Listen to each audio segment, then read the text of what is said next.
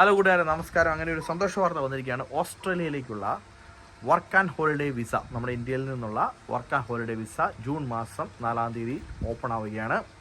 കഴിഞ്ഞ 2 വർഷങ്ങളായിട്ട് ഏകദേശം 1000-നടുത്ത് 18 വയസ്സിനും 30 വയസ്സിനും ഇടയ്ക്ക് പ്രായമുള്ള യങ്സ്റ്റേഴ്സ് ആയിട്ടുള്ള ഒത്തിരി പിള്ളേർ ഓസ്ട്രേലിയയിൽ ഈ വിസയിൽ വന്നതാണ്.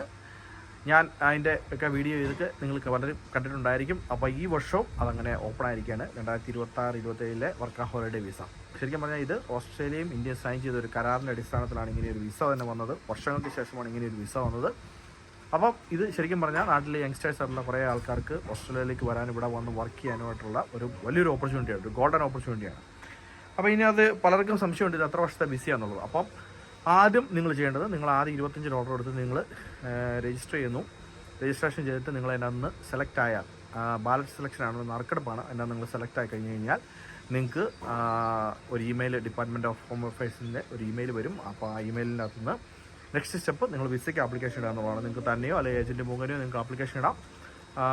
വൺസ് സെലക്ഷൻ കിട്ടിക്കഴിഞ്ഞാൽ പിന്നെ പ്രോസസ്സ് എളുപ്പമാണ്. കഴിഞ്ഞ പ്രാവശ്യം കിട്ടിയ ഏകദേശം 99% പിള്ളേർക്കുള്ള വിസ കിട്ടി, അപ്രൂവൽ കിട്ടി.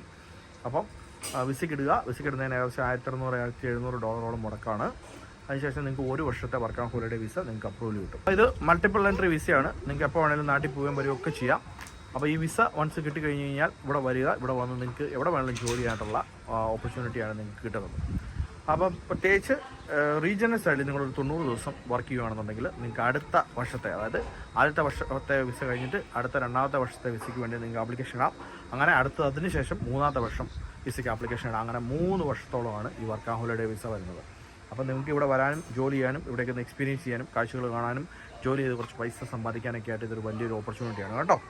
അപ്പം സംശയമുള്ളവർക്കായിട്ട് വേണ്ടിയിട്ടാണ് ഇത്രയും ഡീറ്റെയിൽ ആയിട്ട് കാര്യങ്ങൾ പറഞ്ഞു തരുന്നത്. അപ്പോൾ കൂട്ടുകാർ, ഈ വർഷം ഏകദേശം 1000-ഓളം വിസകളാണ് ഈ വർഷം ഓപ്പൺ ആകുന്നത്. അതിനകത്ത് എനിക്ക് തോന്നുന്ന മലയാളികളായിട്ടുള്ള ഒരു 10, 100, 150 പേർക്കോളം അല്ലെങ്കിൽ 200 പേർക്ക് ചിലപ്പോൾ കിട്ടാനുള്ള ചാൻസ് ഉണ്ട്.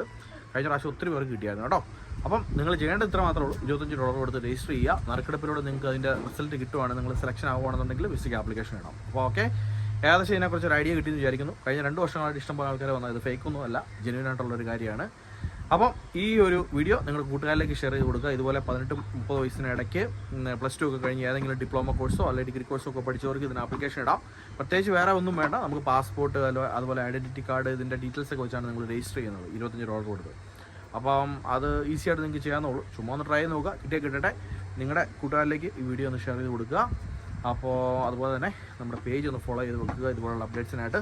അപ്പോൾ പുതിയ ഓസ്ട്രേലിയൻ വിശേഷങ്ങളൊക്കെയാണ് നമുക്ക് വീണ്ടും കാണാം. ബൈ.